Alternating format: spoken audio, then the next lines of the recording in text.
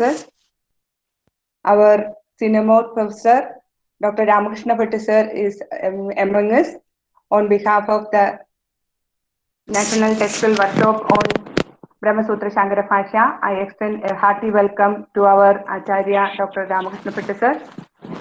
I extend a hearty welcome to all my colleagues, research scholars, and all other interested people to this meeting. Once again, I welcome one and all. I request Acharya Pushkar Sharma to continue his class on Krishna Prasakti Adhikarana. Over to you, sir. Am I audible? Yes, sir. Yes, sir, audible.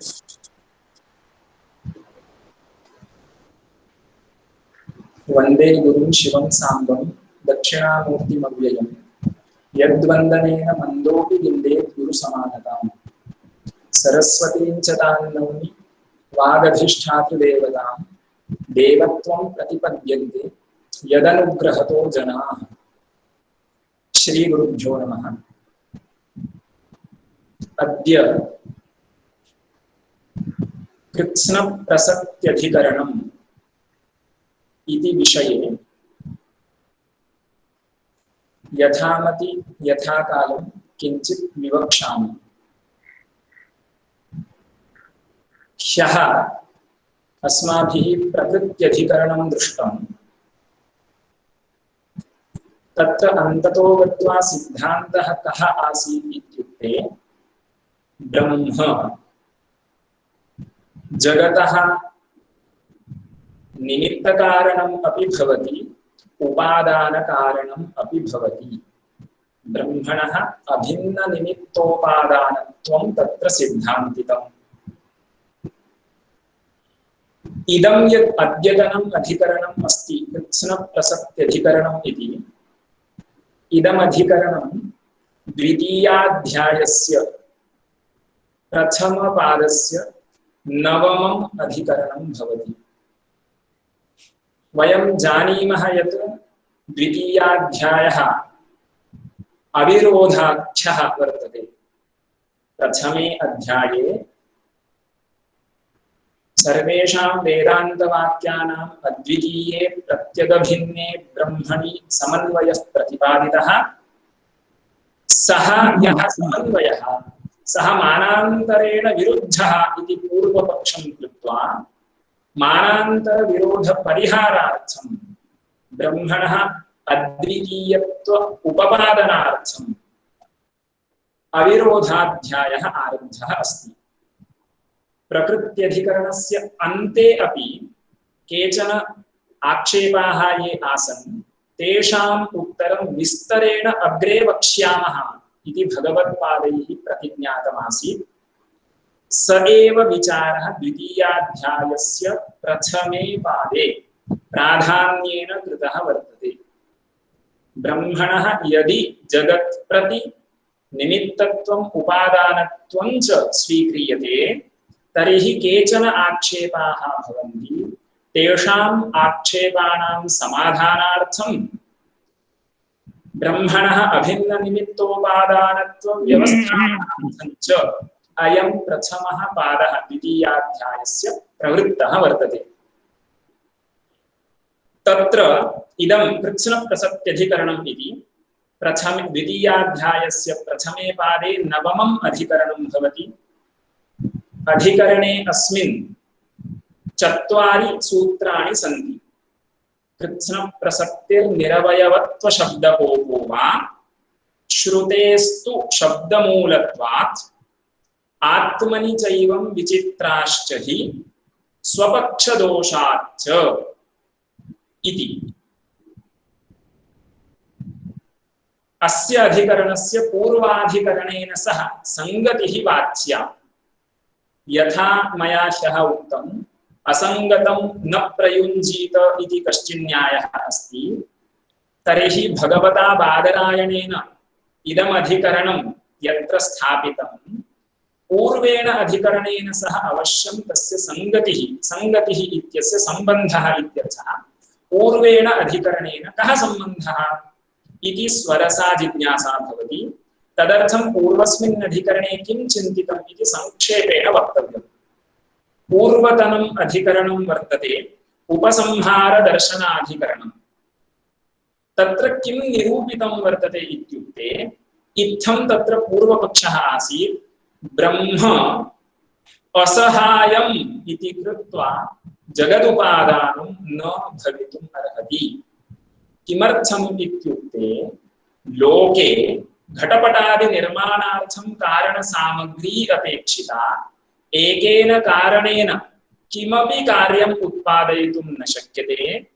ब्रह्म तु एकमेव अद्वितीयं सृष्टेः प्राक् वर्तते इति अभिहितं श्रुत्या, अतः कारणसामग्री नास्ति, सहकारी कारणानि न सन्ति, असहायं ब्रह्म जगदुपादानं न भवितुम् अर्हति इति तत्र पूर्वपक्षः कृतः।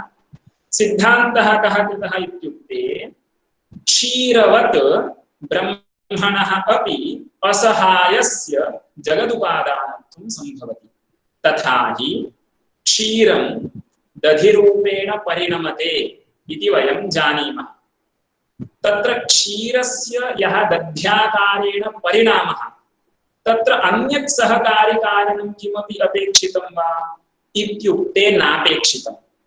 कदाचित् भवन्तः वदेयुः क्षीरं सहकारिकारणं विना दधिभावं न प्राप्नोति, अन्ततो गत्वा अन्यत् दधि आतञ्चनार्थं तत्र अपेक्षितम्, औष्ण्यादिकं तत्र अपेक्षितम् इति कदाचित् अस्माकं चिन्ता स्यात्।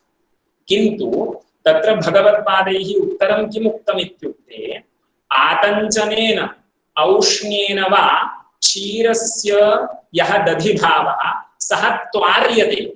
त्वरया दधि मम अपेक्षितं चेत्, शीघ्रत्वं सम्पादनीयं चेत् आतञ्चनादिकम् अपेक्षितम्।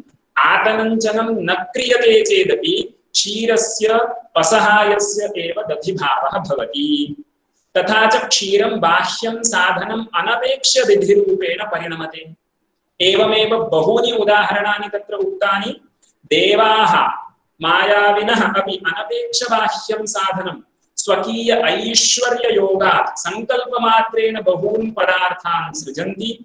एवमेव अद्वितीयं ब्रह्म अपि असहायं भवतु नाम तथापि असहायं तत् जगदाकारेण परिणमते इति पूर्वस्मिन् अधिकरणे उक्तम्। तथा च तदधिकरण पठनानन्तरं सिद्धान्तश्रवणानन्तरम् अस्माकम् एकः भ्रमः भवितुम् अर्हति। कः भ्रमः इत्युक्ते ब्रह्म जगतः परिणाम्युपादानम् इति। ब्रह्म जगदाकारेण परिणमते किमिव क्षीरवत् इति। एतादृशस्य भ्रमस्य वारणार्थं शास्त्रार्थ परिशुद्धये, अर्थात ब्रह्म न परिणाम्युपादानं किन्तु विवर्तोपादानं। ब्रह्म जगदाकारेण परिणमते इति शास्त्रार्थो न, किन्तु ब्रह्म जगदाकारेण विवर्तते इति शास्त्रार्थ परिशुद्धये इदम् अधिकरणम् आरब्धम्। एवं रूपेण पूर्वेण अधिकरणेन सह अस्य अधिकरणस्य संगतिः वर्तते। तथा च संगतिः मया संक्षेपेण उक्ता। इतः परं प्रायः अस्मिन् पादे यानि अधिकरणानि सन्ति सर्वेषु अधिकरणेषु विषयः समानः वर्तते। कः विषयः?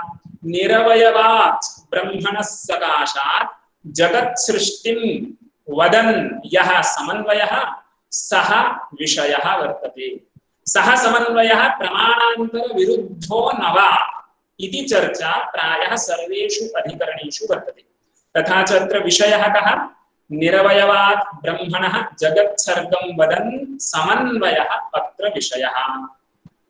का विचिकित्सा, कः संशयः अत्र वर्तते? एतादृशः यः समन्वयः सः प्रमाणान्तरेण विरुद्धो न वा इति। प्रकृते तु एकां व्याप्तिं प्रमाणत्वेन उपन्यस्य तादृश व्याप्ति विरोधो भवति इति निरूपणं प्रकृत अधिकरणे अस्ति। यत् निरवयवं तत् न परिणामी इति एका व्याप्तिः। यत्तु परिणामी तत् अवश्यं सावयवम् ब्रह्म निरवयवं चेत् न परिणमेत इति अनया व्याप्त्या यत् निरवयवं तत् न परिणामि इति अनया व्याप्त्या अनेन न्यायेन अयं यः समन्वयः सः विरुध्यते न वा इति प्रकृत अधिकरणे संशयः वर्तते। इतः परं पूर्वपक्षः ज्ञातव्यः अस्ति अस्माभिः। इदमपि अत्र अवधेयं चत्वारि सूत्राणि सन्ति अस्मिन् अधिकरणे इति मया उक्तं। तत्र प्रथमं सूत्रं यत् तत् पूर्वपक्षसूत्रं वर्तते। अवशिष्टत्रयं तु सिद्धान्तसूत्रं। तथा च कृत्स्नप्रसक्तिः निरवयवत्वशब्दकोपो वा इति इदं पूर्वपक्षसूत्रम्। इतः परम् अहम् आदौ पूर्वपक्षं निरूपयामि, अनन्तरं पङ्क्तिसमन्वयार्थं प्रयत्नं कुर्मः। किमुक्तमस्ति एतावता पूर्वस्मिन् अधिकरणे किं सिद्धं? ब्रह्म जगदाकारेण परिणमते, ब्रह्म परिणामि कारणम् इति। तत्र पूर्वपक्षिणः विकल्पं कुर्वन्ति। यद् ब्रह्म जगदाकारेण परिणमते इति उक्तं तद् ब्रह्म निरवयवं वा सावयवं वा। निरवयवं ब्रह्म इत्यस्य कः अर्थः? ब्रह्मणि अवयवाः न सन्ति। न विद्यन्ते अवयवाः यस्य तत् ब्रह्म निरवयवं वा उत तद् ब्रह्म सावयवं वा अवयवसहितं वा इति विकल्पं कुर्वन्ति पूर्वपक्षिणः। यदि ब्रह्म निरवयवं स्यात् तर्हि कृत्स्नस्य ब्रह्मणः कार्यरूपेण परिणामः स्यात्। पश्यन्तु, यदि ब्रह्मणः अवयवाः स्युः तर्हि केचन अवयवाः जगदाकारेण परिणमन्ते, अवशिष्टाः अवयवाः अपरिणताः तिष्ठन्ति।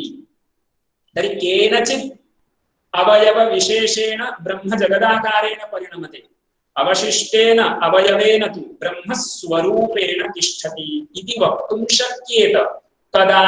यदि ब्रह्मणः अवयवाः भवेयुः तदा। किन्तु ब्रह्म यदि निरवयवं तथापि तज्जगदाकारेण परिणमते इति यदि मया व्याख्येयं वर्तते तर्हि कृत्स्नस्य ब्रह्मणः कार्यरूपेण अवस्थानं स्यात्। ब्रह्मणः निरवयवत्वं कथम् अवगतम्? ब्रह्मणि अवयवाः न सन्ति इति कथम् अवगतम् इत्युक्ते श्रुतिभिः अवगन्तुं शक्यते। ह्यः अपि अस्माभिः इयं श्रुतिः दृष्टा आसीत्। निष्कलं निष्क्रियं शान्तं निरवध्यं निरञ्जनम् इति श्वेताश्वतरोपनिषत् श्रुतिः वर्तते। तत्र निष्कलम् इति यत् पदम् अस्ति तस्यैव निरवयवम् इत्यर्थः।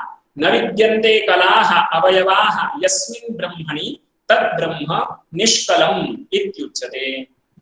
अपरा काचित् श्रुतिः दिव्यो ह्यमूर्तः पुरुषः इति। ब्रह्मणः अमूर्तत्वमुक्तम्। अमूर्तत्वं च निरवयवत्वरूपम् इति भाष्यकृद्भिः व्याख्यातमस्ति। अन्यत्रापि श्रूयते इदं महद्भूतम् अनन्तम् अपारं विज्ञानघन एव इति।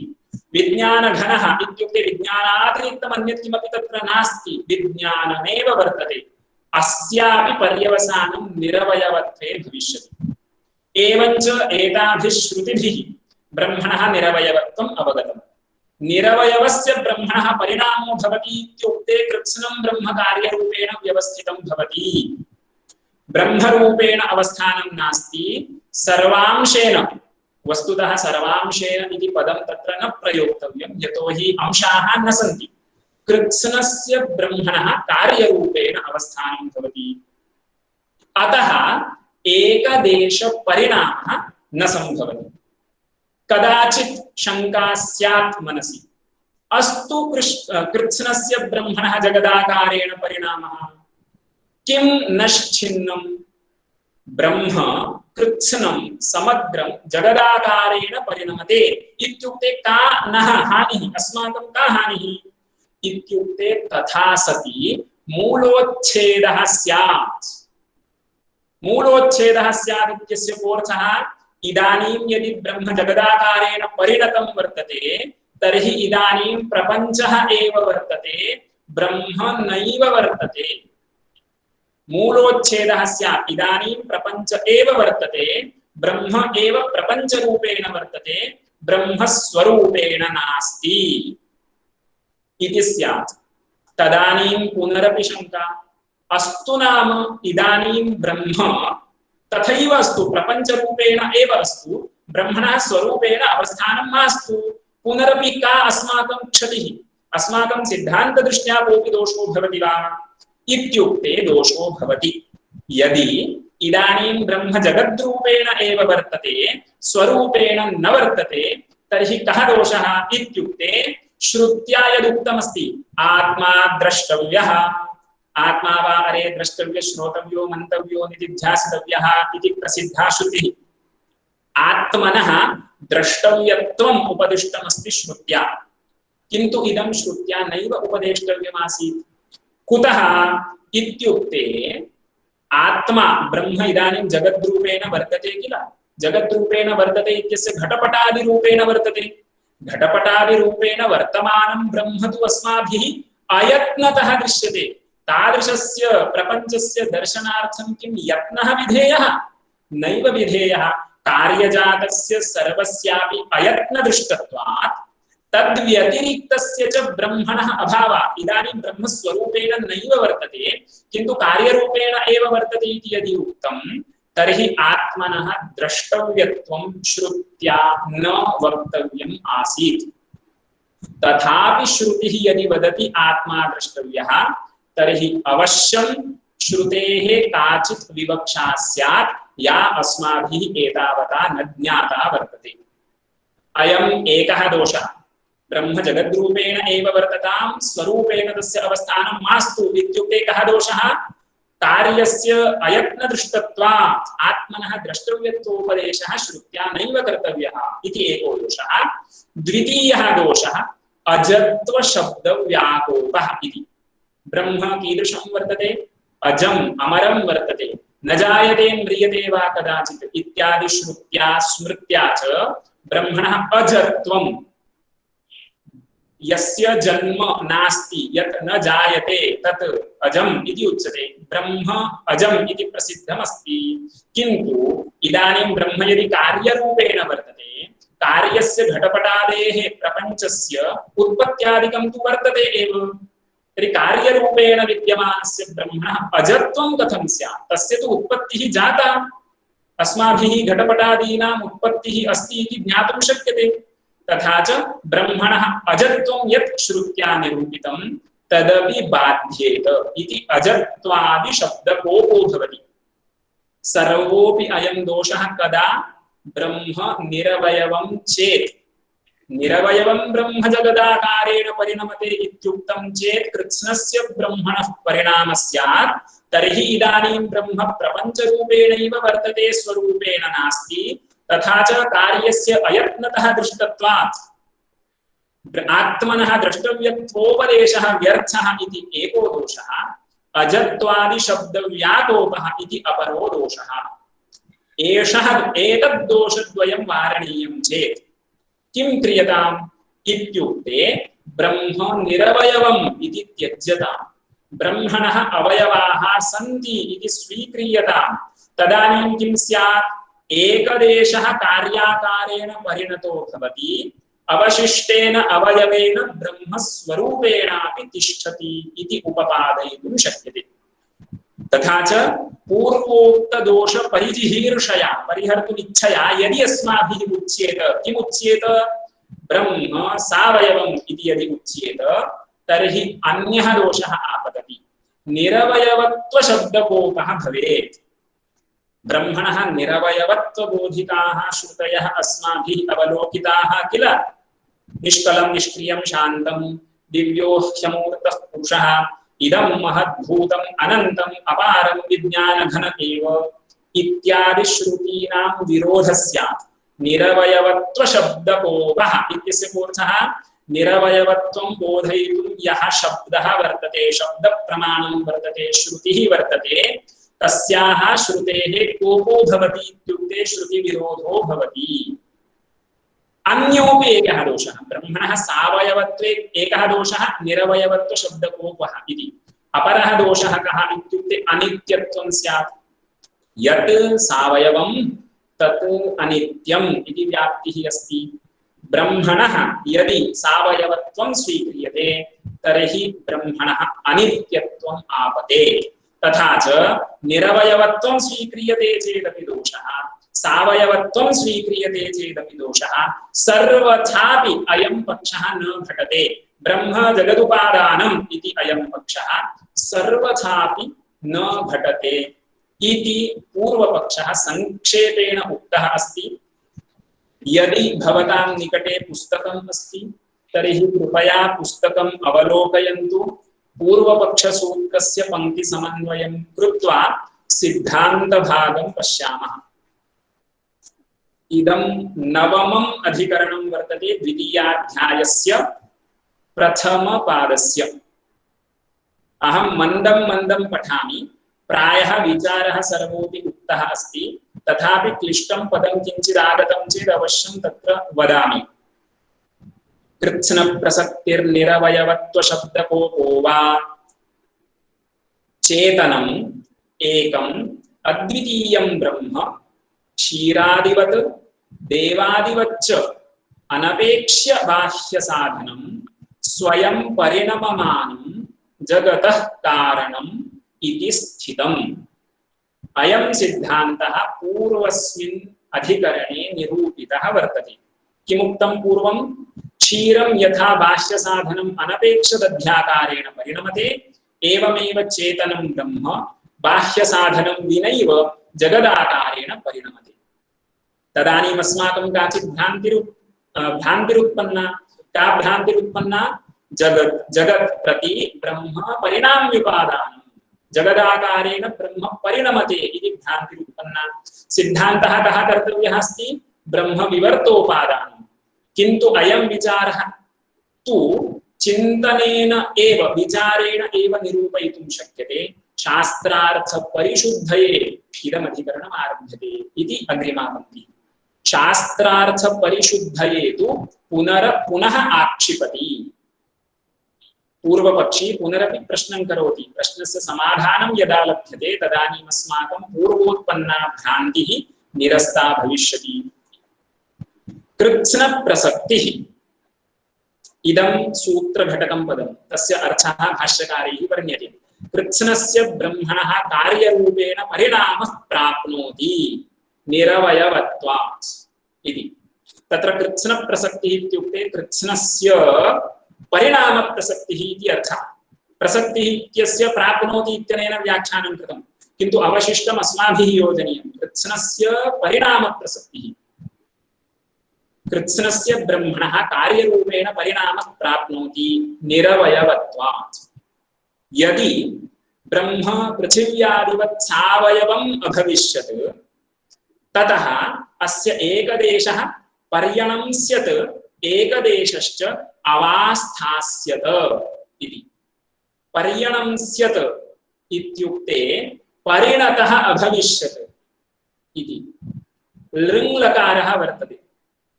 एवमेव अवास्थास्यत इत्युक्ते अवस्थितः अभविष्यत् इति। अवतिष्ठते इत्यस्य लृङ् लकारः भवति अवास्थास्यत इति। पश्यन्तु, पृथिवी इति यत् द्रव्यं वर्तते तत् सावयवं वर्तते। इदानीं पृथिवी यत् प्रति उपादानकारणं, तत्र पृथिव्याः सर्वांशेन कार्यरूपेण परिणामः नास्ति। यतोहि पृथिव्याः अवयवाः सन्ति, केचन अवयवाः कार्यरूपेण परिणमन्ते, अवशिष्टैः अवयवैः पृथिवी स्वरूपेणापि तिष्ठति। एवमेव ब्रह्मणः यदि पृथिव्यादिवत् अवयवाः भवेयुः तर्हि एकदेशः पर्यणंस्यत्, एकदेशश्च अवास्थास्यत। एकदेशः परिणतः अभविष्यत्, एकदेशः अपरिणतः एव स्थितिं लब्धुं शक्नुयात् इति। निरवयवं तु ब्रह्म श्रुतिभ्यः अवगम्यते।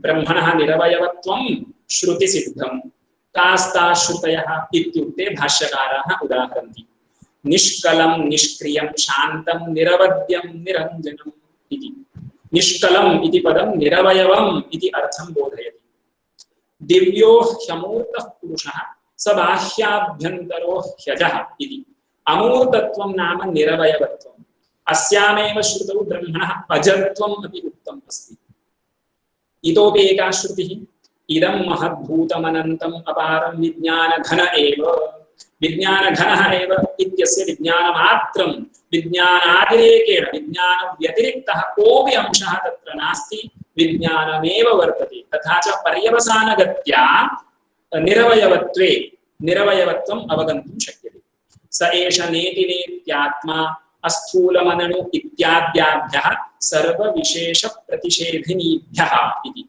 सर्वोऽपि विशेषः ब्रह्मणः प्रतिषिद्धो भवति चेत् तस्य सावयवत्वम् अपि प्रतिषिद्धं भविष्यति एव इति नेति नेति इति सर्वोऽपि धर्मः यः ब्रह्मणि प्रसक्तः केनचित् प्रमाणाभासेन सः सर्वोऽपि निषिध्यते तर्हि विशेषरहितम् इत्युक्ते निरवयवत्वे पर्यवसानं भविष्यति ततश्च एकदेश परिणाम असंभवात् कृत्स्न परिणाम प्रसक्तौ सत्यां मूलोच्छेदः प्रसज्येत इति तत्र मया उपपादनावसरे उक्तम् अस्तु नाम ब्रह्मणः कृत्स्नस्य जगदाकारेण परिणामः इत्युक्ते को दोषः मूलोच्छेदः स्यात् ब्रह्म इदानीं स्वरूपेण नास्त्येव इति अर्थः सिद्ध्येत् द्वितीयः दोषः अग्रे उच्यते द्रष्टव्यतोपदेश आनर्थक्यञ्च आपन्नम् अयत्नदृष्टत्वात् कार्यस्य आत्मा द्रष्टव्यः इति यः श्रुत्या उपदेशः कृतः सोऽपि अनर्थको भवेत् किमर्थं ब्रह्म इदानीं यदि जगदाकारेण वर्तते तर्हि जगदिदं तु इन्द्रियादिगोचरः एव वर्तते इति कृत्वा तत्र प्रयत्नः किमर्थं विधेयः अयत्नदृष्टत्वात् कार्यस्य तद्व्यतिरिक्तं ब्रह्म नास्ति किल तद्व्यतिरिक्तस्य च ब्रह्मणः असंभवात् इति एको दोषः द्वितीयः अजत्वादि शब्दकोपश्च अयं दोषः कथम् उपपादनीयः इत्युक्ते ब्रह्म जगदाकारेण परिणमते इत्युक्ते इदानीं जगदेव वर्तते ब्रह्म न वर्तते तथा च ब्रह्मणः यत् अजत्वम् उक्तं तदिदानीं नास्ति किमर्थं कार्यरूपेण विद्यमानस्य ब्रह्मणः जन्मादिकं वर्तते इति प्रमाणसिद्धम् अतः अजत्वबोधिताः श्रुतयः व्याकुप्येयुः इति अथ एतद्दोष परिजिहीर्षया परिहर्तुम् इच्छा परिजिहीर्षा पूर्वोक्त दोषद्वयं मा भूत् इति यदि इच्छा अस्ति तर्हि किं कर्तव्यं सावयवत्वं तावत् स्वीकर्तव्यम् अथ एतद्दोष परिजिहीर्षया सावयवमेव ब्रह्म अभ्युपगम्येत तथापि ये निरवयवत्वस्य प्रतिपादकाः शब्दाः उदाहृताः ते प्रकुप्येयुः तेषां शब्दानां विरोधः स्यात् ताः श्रुतयः विरुद्धाः भवेयुः किञ्च अपरो दोषः सावयवत्वे च अनित्यत्वप्रसङ्गः इति यत् सावयवं तत् अनित्यम् इति व्याप्तिरस्ति प्रायः परिभाषायामपि अस्माभिः इयं व्याप्तिः पठिता अस्ति सर्वथा अयं पक्षो न घटयितुं शक्यते इति आक्षिपति एवं रूपेण पूर्वपक्षसूत्रम् अस्माभिः दृष्टमस्ति इतः परं सिद्धान्तसूत्रं पश्यामः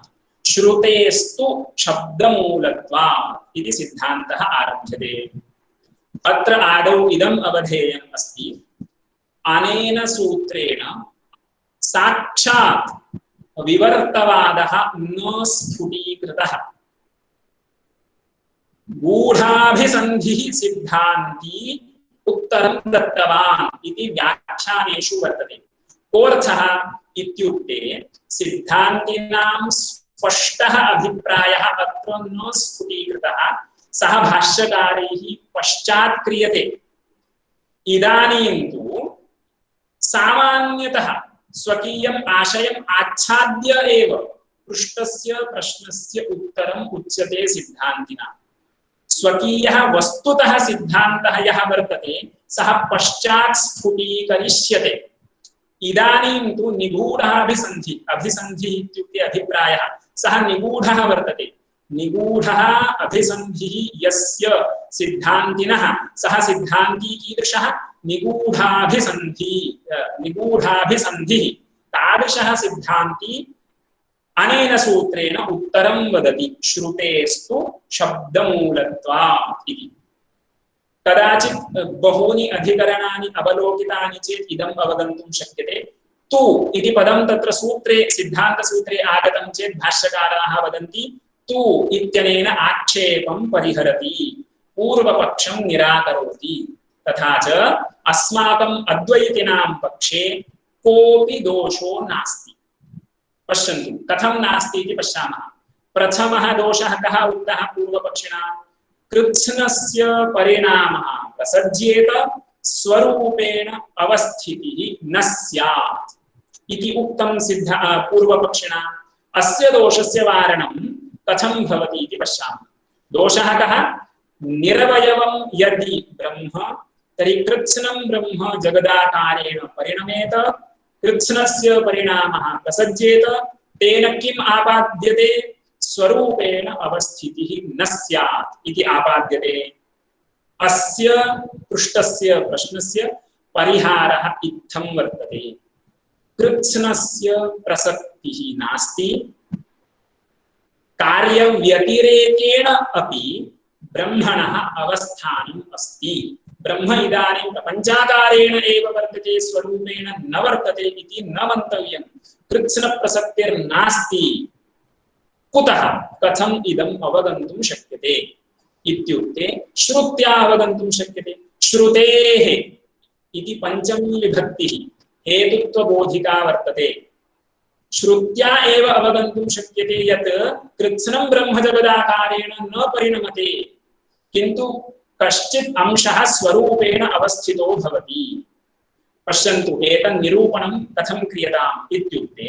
ब्रह्मणः सकाशात् जगदुत्पत्तिः श्रूयते अत्र तु कस्यापि विप्रतिपत्तिः नास्ति किन्तु ब्रह्मणः कार्यव्यतिरेकेण विकारव्यतिरेकेण अवस्थानम् अपि श्रूयते कुत्र श्रूयते इत्युक्ते कानिचित् स्थलानि प्रदर्शितानि सन्ति तानि अस्माभिः अवलोकनीयानि वर्तन्ते प्रकृतिविकारयोः तत्र तत्र भेदेन व्यपदेशः अस्ति ईक्षिता अन्यः ईक्षणीयम् अन्यत् व्याकर्ता अन्यः व्याकर्तव्यः प्रपञ्चः अन्यः इति छान्दोग्योपनिषदि अस्माभिः अवलोकयितुं शक्यते त्रिवृत्करण प्रक्रिया छान्दोग्य षष्ठाध्याये या निरूपिता अस्ति तत्र आदौ सदैव सौम्येदमग्र आसीदेकमेवाद्वितीयम् इति उक्त्वा तदैक्षत तत्तेजो सृजत इत्यादि तेजोबन्नानां त्रयाणां भूतानाम् उत्पत्तिः श्राविता तत ऊर्ध्वम् एका श्रुतिः वर्तते सा इयं देवता ऐक्षत हन्ताहमिमास्तिस्रो देवताः अनेन जीवेन आत्मना अनुप्रविश्य नामरूपे व्याकरवाणी इति पश्यन्तु अत्र अस्माकं किं विवक्षितमस्ति इत्युक्ते ब्रह्म विकार व्यतिरेकेणापि अस्ति इति केवलम् अस्माभिः ज्ञातव्यमस्ति प्रकृतसन्दर्भे ब्रह्म प्रपञ्चाकारेण एव वर्तते स्वरूपेण न वर्तते इति यत् पूर्वपक्षिणा उक्तं तत् साधु न ब्रह्म स्वरूपेणापि वर्तते तत् अनया श्रुत्या अवगन्तुं शक्यते कथम् इत्युक्ते तेजोबन्नानां त्रयाणां भूतानां सृष्टिः जाता अस्ति इदानीं पश्यन्तु यदि ब्रह्म विकारव्यतिरेकेण नास्ति तर्हि इदानीं ब्रह्म स्वरूपेण न तिष्ठेत् भूतरूपेण तस्य परिणामो जातः स्यात् किन्तु श्रुतिः किं वदति सा इयं देवता ऐक्षत देवता इत्युक्ते पूर्वप्रकृतः सत्पदार्थः यः एकम् एव अद्वितीयं ब्रह्मैव देवतापदेन अत्र निर्दिष्टं सा देवता ऐक्षत हन्ताहमिमास्तिस्रो देवताः अनेन जीवेन आत्मना अनुप्रविश्य नामरूपे व्याकरवाणी इति अनेन अस्माभिः किं ज्ञातव्यमस्ति इत्युक्ते देवतायाः अस्याः पृथक् सत्त्वं वर्तते कार्यं सृष्ट्वा इतः परमहं तत्र प्रवेशं प्राप्नोमि इति सङ्कल्पः क्रियमाणः अस्ति अनया देवतया तथा च कार्यातिरेकेण देवतायाः सत्त्वमस्ति इति अवश्यम् अभ्युपगन्तव्यम्। यदि ब्रह्म कृत्स्नं जगदाकारेण परिणतं स्यात् तर्हि अत्र ईक्षिता कः स्यात्? ईक्षिता पृथग् वर्तते, कार्यव्यतिरेकेण अपि ब्रह्मणः सत्त्वं वर्तते इति बोधयितुम् इदमेकं स्थलम्। द्वितीयं स्थलं पुरुषसूक्ते अस्माभिः इदं श्रुतम् अस्ति, तावानस्य महिमा ततोऽज्यायांश्च पूरुषः पादोऽस्य सर्वा भूतानि, सर्वाणि भूतानि अस्य पुरुषस्य पादः। पादः इत्युक्ते कदाचित् अस्माकं भ्रमः स्यात् लेग्स् इति वा, किन्तु लेग्स् इति न अर्थः। यदि लेग्स् विवक्षितं स्यात् तर्हि पादौ इति वक्तव्यम्। यदा द्विवचनेन निर्देशः अस्ति तदानीमेव पादयोः ग्रहणं कर्तव्यम्। पादः इति एकवचनेन निर्देशः अस्ति चेत् क्वार्टर् इति तस्य अर्थो भवति। तर्हि सर्वाणि भूतानि अस्य पादः इति यदा उच्यते, सर्वोऽपि प्रपञ्चः अस्य पुरुषस्य ब्रह्मणः पादः इति यदा उच्यते, तदानीं कार्यव्यतिरेकेणापि ब्रह्मणः सत्त्वम् अस्ति इति अवगन्तुं शक्यते। कश्चिदेव ब्रह्मणः अंशः भूतरूपेण तिष्ठति, अवशिष्टः सर्वोऽपि अंशः ब्रह्मरूपेण एव वर्तते इति अनया श्रुत्यापि अस्माभिः अवगन्तुं शक्यते। भगवद्गीतायामपि भगवता श्रीकृष्णेन किमुक्तं? विष्टभ्याहमिदं कृत्स्नमेकांशेन स्थितो जगत्, अहम् जगत् इदम् एकांशेन अभ्यष्टस्थितः विष्टभ्यस्थितः अस्मि इति। तर्हि अवशिष्टाः अनन्ताः अंशाः सन्ति इति अवगन्तुं शक्यते। भगवता बादरायणेन अपि चतुर्थे अध्याये चतुर्थे पादे एकं सूत्रं प्रणीतमस्ति, विकारावर्ति च तथा हि स्थितिमाह। विकार असंस्पृष्टम् अपि निर्गुणं ब्रह्मस्वरूपम् अस्ति इति सूत्रस्य अर्थः। तथा च अनेन किं विवक्षितं? ब्रह्मणः कृत्स्नस्य परिणामो नास्ति, स्वरूपेण अवस्थितिः अस्ति। विकारव्यतिरेकेणापि ब्रह्मणः अवस्थानमस्ति। किञ्च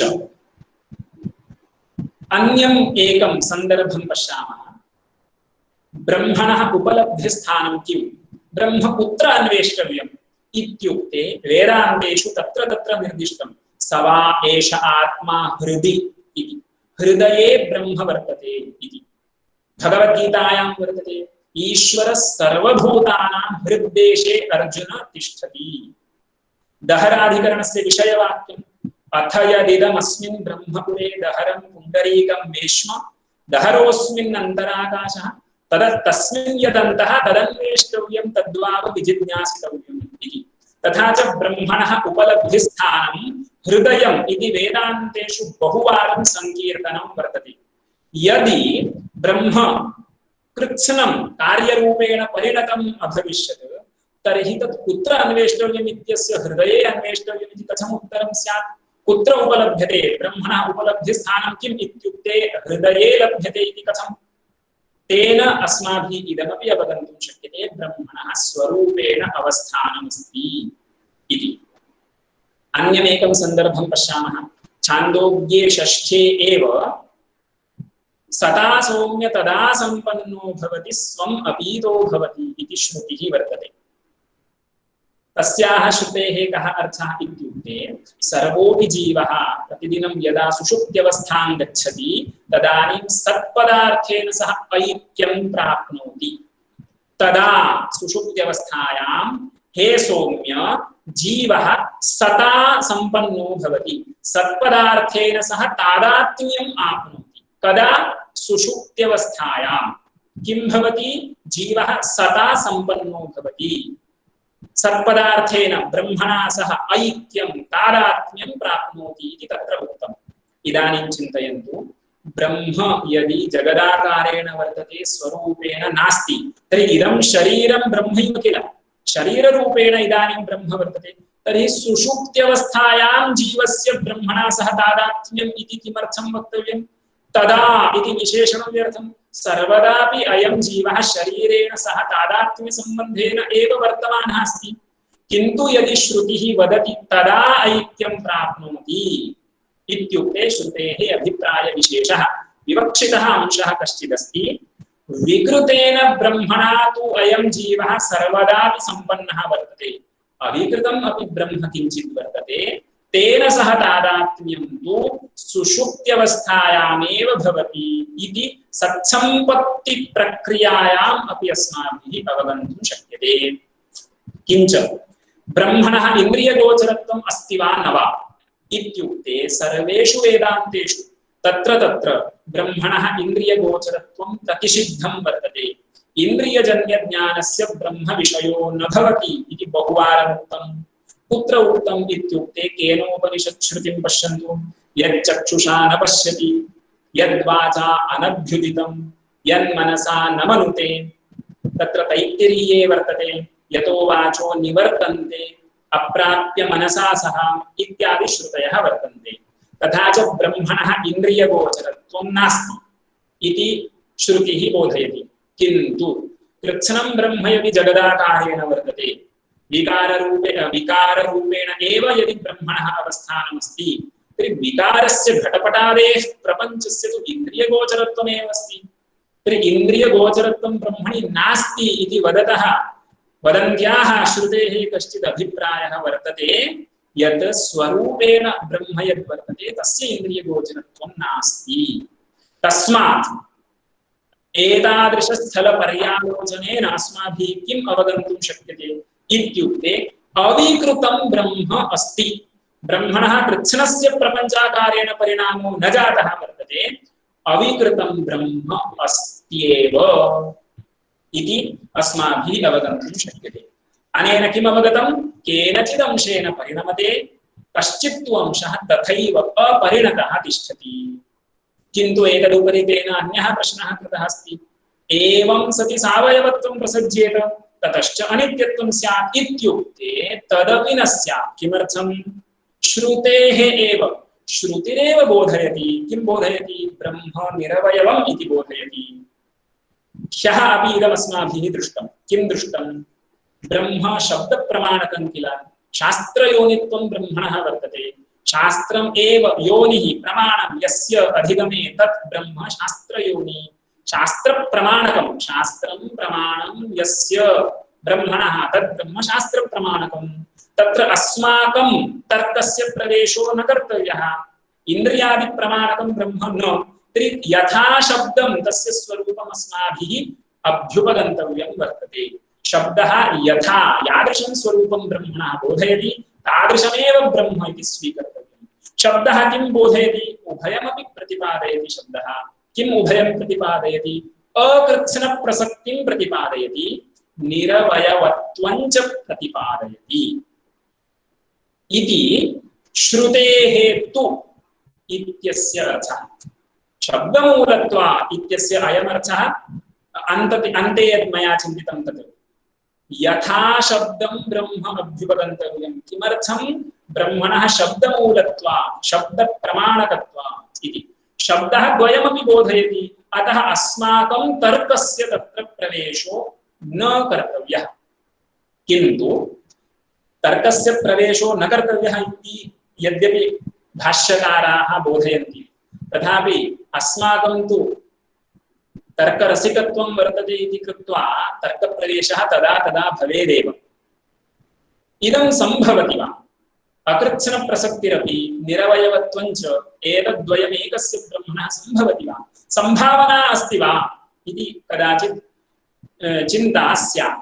इत्युक्ते भाष्यकाराः सम्भावना अस्ति इत्यपि बोधयन्ति। तदर्थमेकम् उदाहरणं। लोके औषधिवनस्पतयः सन्ति। औषधं येभ्यः सस्येभ्यः प्राप्तुं शक्यते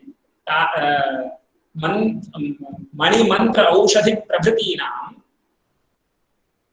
ग्रहणम् अस्माभिः कर्तुं शक्यते। तेषां कश्चित् स्वभावः अस्माभिः ज्ञातुमपि शक्यते। अन्वयव्यतिरेकाभ्याम् इदमौषधम् अस्य रोगस्य वारकम् इति अस्माभिः ज्ञातुं शक्यते। किन्तु तेषामेव औषधिप्रभृतीनां देशभेदेन, कालभेदेन, निमित्तभेदेन, सहकारिकारणभेदेन च विचित्रशक्तिमत्वं अपि दृश्यते।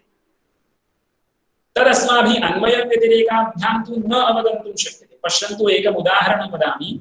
अस्माकं प्रदेशे प्रायः केरलेषु अपि अवश्यं प्रसिद्धं स्यात् त्रिफलाचूर्णम् इति यद् वर्तते, तस्य सहकारी कारणं भिद्यते चेत् तस्यैव चूर्णस्य अन्य रोगनिवर्तकत्वं वर्तते। एवमेव भाष्यकारैः दध्नः उदाहरणम् उक्तं। शर्करा मिश्रितं दधि पुष्टिकारकं भवति, तद्विना दध्नः ज्वरकारकत्वं वर्तते। एवञ्च देशभेदेन, कालभेदेन, निमित्तभेदेन, सहकारिकारणभेदेन नानाशक्तयः तत्र भवन्ति। ताः सर्वाः अपि शक्तयः अस्माभिः तर्केण अवगन्तुं शक्यन्ते वा?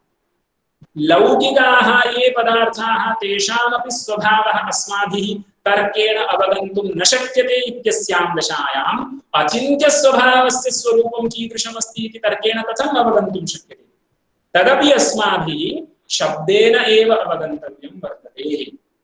अचिन्त्याः खलु ये भावाः न तांस्तर्केषु योजयेत्, प्रकृतिभ्यः परं यच्च तत् अचिन्त्यस्य लक्षणम्।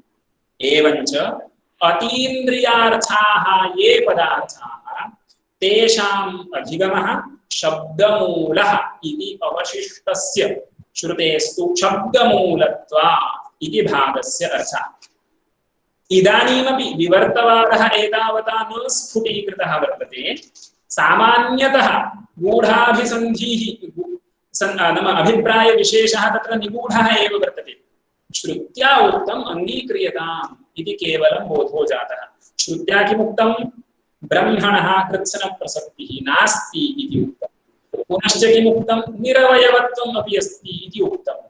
शब्दमूलं किल ब्रह्म, यथा शब्दं तस्य स्वभावः स्वीक्रियताम् इति एतावता उक्तमस्ति। अहं क्रमेण पुनरपि अस्य सूत्रस्य भाष्यं पठामि, अनन्तरं विवर्तवादः यत्र स्फुटीक्रियते तस्य भाष्यस्य चिन्तनं क्रियते।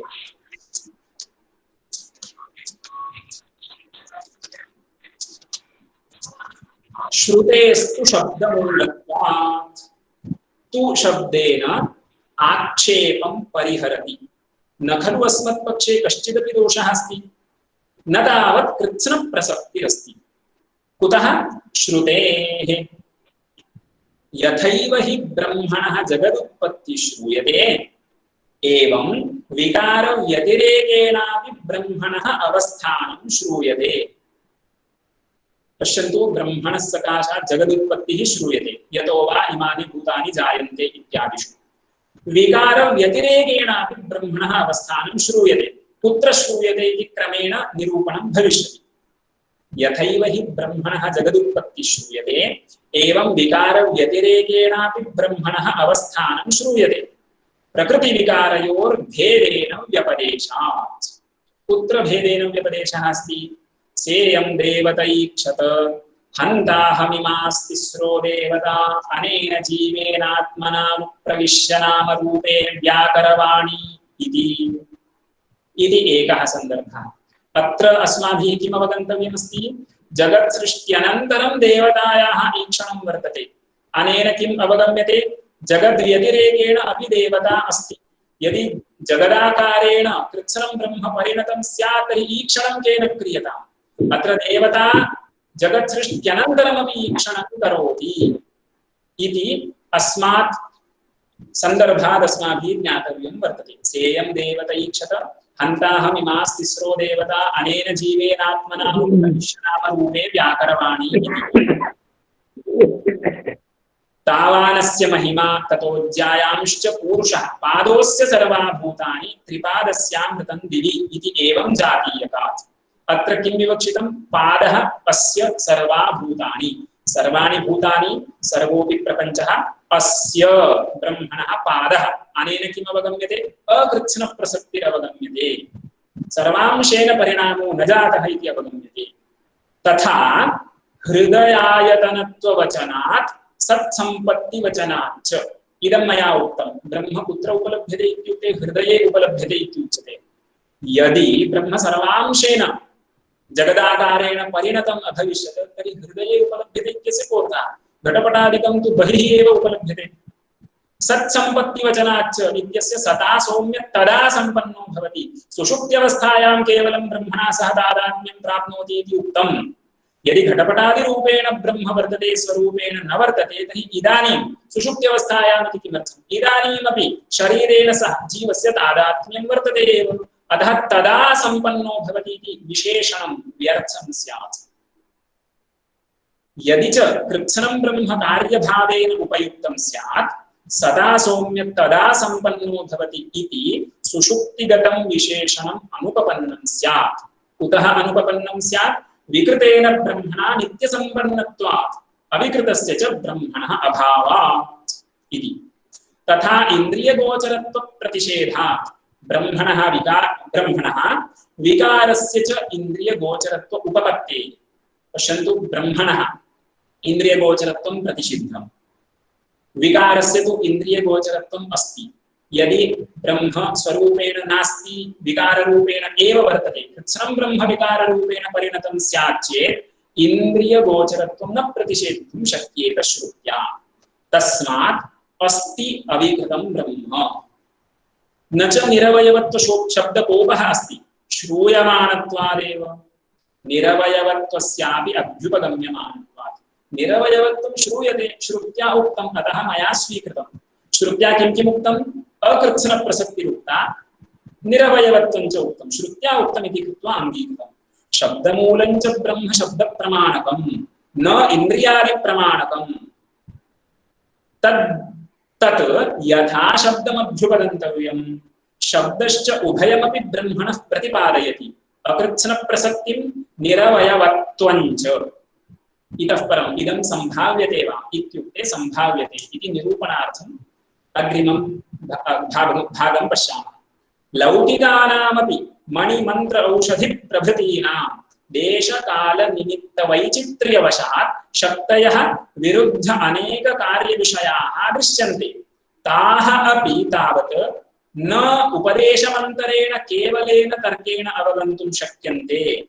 अस्य वस्तुनः एतावत्यः एतत्सहाया एतद्विषया एतत्प्रयोजनाश्च शक्तयः इति किमुत अचिन्त्यस्वभावस्य ब्रह्मणः रूपं विना शब्देन न निरूप्येत इति। ब्रह्मणः रूपं शब्देन विना कथं निरूपणीयम्?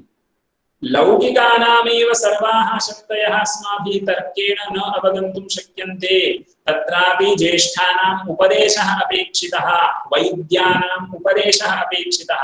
तर्हि अचिन्त्यस्वभावं यत् ब्रह्म बुद्धेरविषयः इति विवक्षितं। चिन्तनस्य विषयो न, बुद्धेर्विषयो न। अचिन्त्यः स्वभावः यस्य ब्रह्मणः तद् ब्रह्म अचिन्त्यस्वभावं तादृशस्य ब्रह्मणः रूपं शब्देन विना कथम् अस्माभिः अवगन्तुं शक्येत? तथा च आहुः पौराणिकाः अचिन्त्याः खलु ये भावाः न तांस्तर्केण योजयेत् प्रकृतिभ्यः परं यच्च तदचिन्त्यस्य लक्षणम् इति। तस्मात् शब्दमूल एव अतीन्द्रियार्थयाथात्म्य अधिगमः इति।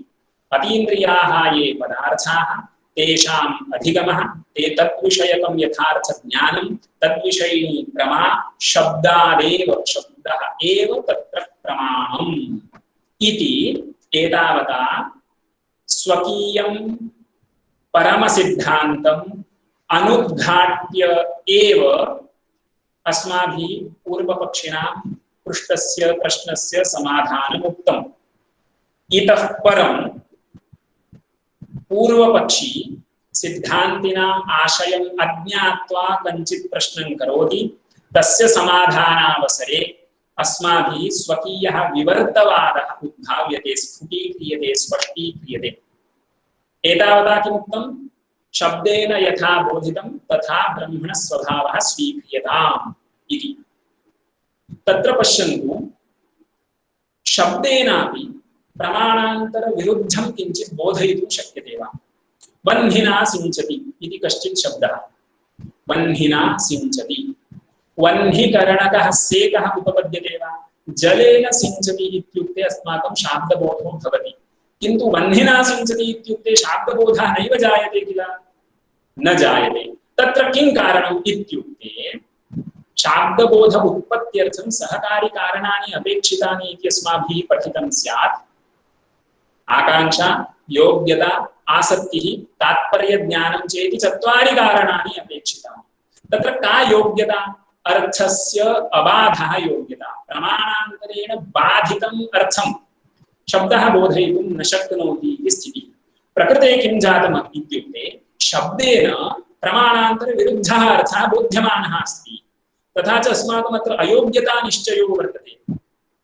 कथं शब्दः प्रमाणान्तरविरुद्धम् अर्थं प्रत्याययितुं शक्नोति? किमुक्तं शब्देन? शब्देन इत्युक्ते वेदान्तशब्देन किमुक्तं? निरवयवं ब्रह्म इति उक्तं। परिणमते इति च उक्तं। कृत्स्नं न परिणमते इत्यपि उक्तम्। इदं सर्वं प्रमाणविरुद्धम्। यदि निरवयवं ब्रह्म तर्हि नैव परिणमेत। कृत्स्नं वा परिणमेत।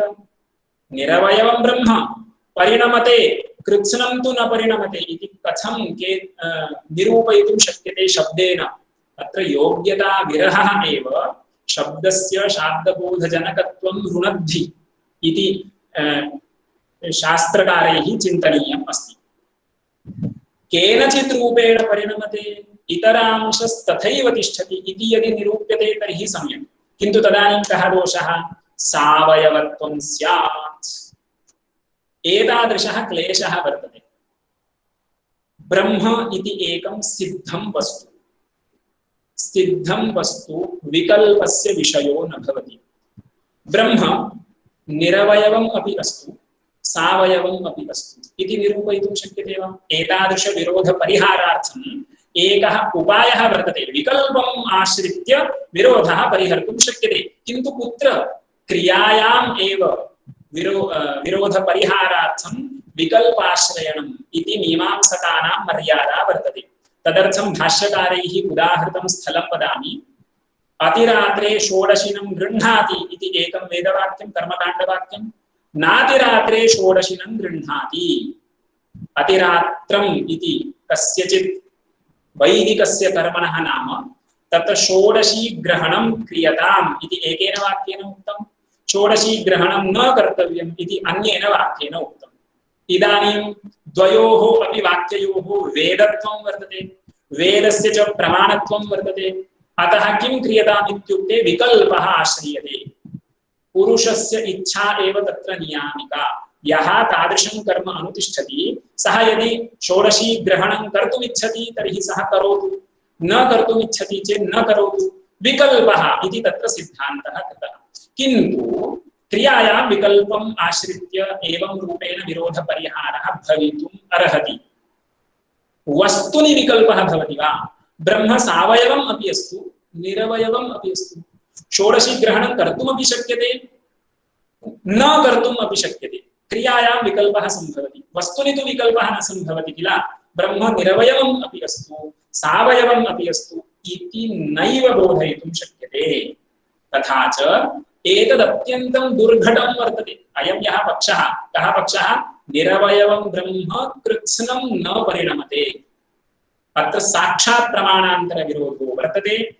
अतः अयं पक्षः अत्यन्तं दुर्घटः वर्तते इति सिद्धान्तिनाम् अभिप्रायम् अनवगत्य पूर्वपक्षी पुनरपि आक्षेपं करोति। अस्य आक्षेपस्य उत्तरत्वेन अस्माभिः ब्रह्मणः परिणाम्युपादानत्वं न विवक्षितं, किन्तु विवर्तोपादानत्वमेव विवक्षितम् इति उपपादनीयं वर्तते। प्राक् पूर्वपक्षभागः पङ्क्तिशः मया पठ्यते, अनन्तरं सिद्धान्तभागम् आलोचयामः। तस्मात् शब्दमूलः एव अतीन्द्रियार्थयाथात्म्य अधिगमः इति प्राक् पठितम्। अग्रे ननु शब्देनापि न शक्यते विरुद्धोऽर्थः प्रत्याययितुम्। शब्देन प्रमाणान्तर विरुद्धः अर्थः बोधयितुं न शक्यते। यतो हि योग्यता विरहात् शब्दः अप्रमाणं भवति। बन्धिना सञ्चति इत्युक्ते शाब्दबोधो न जायते। तर्हि शब्देनापि प्रमाणान्तर अविरुद्धः एव अर्थः प्रतिपादनीयः। प्रकृते तु विरुद्धः अर्थः प्रतीयमानः अस्ति। कः विरोधः इति पश्यन्तु। निरवयवं च ब्रह्म परिणमते न च कृत्स्नम् इति। यदि निरवयवं ब्रह्म स्यात् नैव परिणमेत, कृत्स्नं वा परिणमेत, अथ केनचिद्रूपेण परिणमेत केनचिच्च अवतिष्ठेत इति रूपभेदकल्पनात् सावयवमेव प्रसज्येत। कश्चिदंशः परिणमते कश्चिदंशः न परिणमते इति यदि निरूपितं तर्हि ब्रह्मणः अंशाः सन्ति इति आगतं। तर्हि सावयवत्वं स्यात्। तथा सति अन्यः दोषः अस्ति। कः दोषः? निरवयवत्वशब्दकोपः इति। उभयतः पाशारज्जु इति अस्य उभयमपि स्वीकर्तुं न शक्यते। विकल्पः अस्तु इति न मन्तव्यं। क्रियायां विकल्पः सम्भवति, वस्तुनि विकल्पः न सम्भवति इति बोधयितुम् अग्रिमा पङ्क्ति। क्रियाविषये हि अतिरात्रे षोडशिनं गृह्णाति नातिरात्रे षोडशिनं गृह्णाति इति एवं जातीयतायां विरोधप्रतीतौ अपि विकल्पाश्रयणं विरोधपरिहारकारणं भवति। पुरुषतन्त्रत्वात् अनुष्ठानस्य अनुष्ठानं तु पुरुषतन्त्रं किल। पुरुषतन्त्रम् इत्युक्ते यः तत्र वैदिकं कर्म अनुतिष्ठति सः कर्तुम् इच्छति चेत् करोति षोडशी ग्रहणं, कर्तुं नेच्छति चेत् न करोति, तदधीनं वर्तते किल तत्। क्रिया सर्वापि पुरुषाधीना। पुरुषतन्त्रत्वात् अनुष्ठानम् अनुष्ठानस्य वस्तुनि तु विकल्पो नास्ति इति अग्रिमा पङ्क्तिः। इह तु विकल्पाश्रयणेन अपि न विरोधपरिहारः सम्भवति। अपुरुषतन्त्रत्वात् वस्तुनः वस्तु पुरुषस्य अधीने न भवति। क्रिया पुरुषेण कर्तुमपि शक्यते न कर्तुमपि शक्यते। वस्तु इति एकः सिद्धः पदार्थः, पुरुषः तत्र किमपि कर्तुं न शक्नोति। तस्मात् दुर्घटमेतत् इति। एतद्वयमपि दुर्घटं। किं दुर्घटं? निरवयवं ब्रह्म कृत्स्नं न परिणमते इति दुर्घटम् इति पूर्वपक्षः वर्तते। इतः परं नैष दोषः इति भाष्यमारब्धम्। अत्रैव मायावादः विवर्तवादः स्फुटितः इति सर्वैः व्याख्याकर्तृभिः लिखितं वर्तते। अस्माभिः किं ज्ञातव्यमस्ति इत्युक्ते ब्रह्मणः निरवयवत्वं श्रुत्या यदुक्तं तत् संरक्षणीयम्। किन्तु ब्रह्म जगतः उपादानम् इत्यपि वक्तव्यम्। ब्रह्मणः स्वरूपेण अवस्थानम् अस्ति इत्यपि वक्तव्यम्। निरवयवत्वशब्दस्य कोपोऽपि न भवेत्। सर्वापि व्यवस्था सम्यक् उपपाद्येत यथा तथा किञ्चित् निरूपणं कर्तव्यम्। तदर्थं किं वदामः इत्युक्ते ब्रह्मणः अंशाः सन्ति। ब्रह्मणः अंशाः सन्ति चेत् निरवयवत्वं हीयेत किल इति चेत् न। ब्रह्मणः कल्पिताः अंशाः सन्ति। ब्रह्मणः वास्तविकाः पारमार्थिकाः अवयवाः सन्ति इति न वदामः। कल्पिताः अंशाः सन्ति।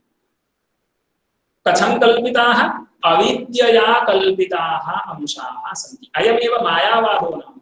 मायया कल्पिताः अवयवाः ब्रह्मणः मया अङ्गीक्रियन्ते।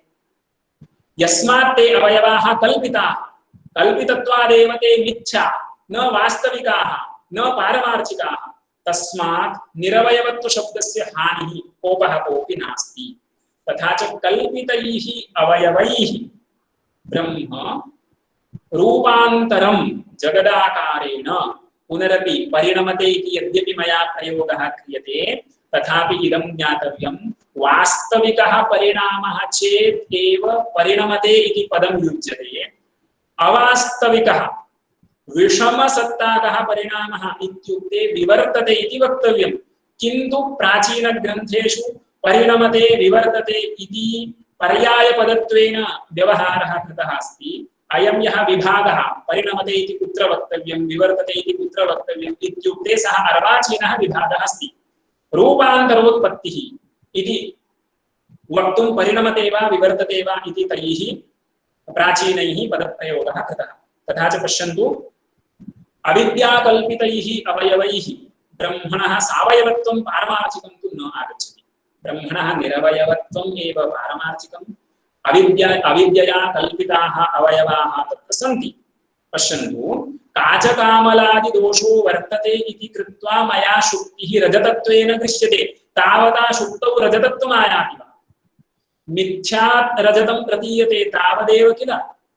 एवमेव तिमिरोपहत नयनेन पुरुषेण कस्यचित् पुरुषस्य नयनेषु कश्चित् दोषो वर्तते तिमिररूपः दोषः वर्तते तर्हि तिमिरोपहत नयनः सः पुरुषः तेन पुरुषेण तत्र चन्द्रद्वयं दृश्यते तावता चन्द्रस्य द्वित्वम् आगच्छति वा चन्द्रः वस्तुतः एकः एव वर्तते द्रष्टुः पुरुषस्य दोषवशात् भ्रान्तिः जाता वर्तते तथा च अयम् अत्र विवक्षितः अंशः अविद्याकल्पितेन अवयवेन ब्रह्मणः सावयवत्वं वास्तविकं न आगच्छति तथा च इदानीम् उपपादयितुं शक्यते ब्रह्मणः केचन अंशाः जगदाकारेण सन्ति पादोस्य सर्वा भूतानि अवशिष्टेन अंशेन ब्रह्मस्वरूपेण अपि अवतिष्ठते इति सर्वोऽपि दोषः वारयितुं शक्यते निरवयवत्वं तु अस्ति एव पारमार्थिकं किञ्च इतोपि अस्माभिः ज्ञातव्यं वर्तते यत् ब्रह्मणः परिणामश्रुतिः या वर्तते ब्रह्मणः परिणामश्रुतिः अस्माभिः ह्यः दृष्टा तदात्मानं स्वयमकुरुत सच्च त्यक्त्या भवत् निरुक्तं च अनिरुक्तं च भवत् इयं ब्रह्मणः परिणामश्रुतिः पश्यन्तु ब्रह्म जगदाकारेण परिणमते ब्रह्मणः सकाशात् जगत् उत्पद्यते एतत् सर्वं बोधयितुं सा श्रुतिरागता वा इति आदौ सम्यक् ज्ञातव्यमस्ति अस्माकं मते ब्रह्म सत्यं जगन्मिथ्या जीवो ब्रह्मैव नापरः इति सिद्धान्तः जगत् यदि मिथ्या तर्हि किमर्थं जगतः उत्पत्तिः श्राव्यते ब्रह्म केवलं बोधयितुं शक्येत किल मध्ये मध्ये उत्पत्तिश्रुतयः किमर्थम् आगच्छन्ति अर्जुनः यथा भगवतः श्रीकृष्णस्य कृते उक्तवान् आसीत् तदेकं वद निश्चित्य तथैव वेदान्तेनापि वक्तव्यमासीत् ब्रह्मणः स्वरूपं निरूपणीयं जगत्तु मिथ्या किल मिथ्याभूतस्य वर्णनं वेदान्तेषु किमर्थम् इत्युक्ते तत्र अस्माभिः कारणम् अवगन्तव्यं ब्रह्म अनन्तम् इति प्रतिपादनीयं किल ब्रह्मणि अनन्तत्वं वर्तते इत्यस्य कोऽर्थः त्रिविधपरिच्छेदशून्यत्वं वर्तते ब्रह्म अपरिच्छिन्नं वर्तते ब्रह्मणः देशपरिच्छेदो नास्ति ब्रह्मणः कालपरिच्छेदो नास्ति ब्रह्मणः वस्तुपरिच्छेदो नास्ति ब्रह्मणः वस्तुपरिच्छेदो नास्ति इत्यस्य सरलया भाषया कः अर्थः ब्रह्मभिन्नं वस्तु नास्ति इति ब्रह्मभिन्नं वस्तु द्वयं प्रसक्तं जीवः वा स्यात् घटपटादि प्रपञ्चो वा स्यात् अतः ब्रह्मभिन्नं वस्तु नास्ति इत्युक्ते किं कर्तव्यम् एकं तु ब्रह्मणा सह अभेदः वक्तव्यः अथवा मिथ्यात्वं वक्तव्यम् वेदान्तिभिः श्रुत्यनुसारेण किं कृतं जीवानां ब्रह्म अभिन्नत्वम् उक्तं ब्रह्मभिन्नत्वेन प्रसक्तस्य जगतः मिथ्यात्वम् उक्तं जगन्मिथ्या इत्यस्य कोऽर्थः जगत् नास्ति इति बोधितं चेत् जगतः मिथ्यात्वं लभ्यते वा इत्युक्ते तत्र इदं जानन्तु वायौ रूपम् अस्ति वा वायौ रूपं नास्ति नैयायिकैरपि स्वीक्रियते वायौ रूपं नास्ति तावता रूपं मिथ्या इति केनचित् उच्यते वा न उच्यते वायौ रूपं मास्तु अन्यत्र कुत्रचित् रूपस्य अवस्थानं स्यात् किल इति शङ्का स्यात् एवमेव ब्रह्मणि जगत् नास्ति इत्युक्ते जगन्मिथ्या इति सिद्ध्यति वा न सिद्ध्यति ब्रह्मणि जगत् मास्तु अन्यत्र कुत्रचित् जगत् स्यात् इति आशङ्का अवशिष्यते अतः किं कर्तव्यं यदि जगत् वर्तते तर्हि ब्रह्मणि एव वर्तते इति आदौ उपपादनीयम् तदर्थमेव ब्रह्म जगतः उपादानमिति निरूप्यते ब्रह्मणः जगत् प्रति उपादानत्वं निश्चितं चेत् तत ऊर्ध्वं जगदन्यत्र स्यात् इति अन्यत्र सद्भाव आशङ्कापि निवृत्ता भविष्यति यदि प्रपञ्चः अस्ति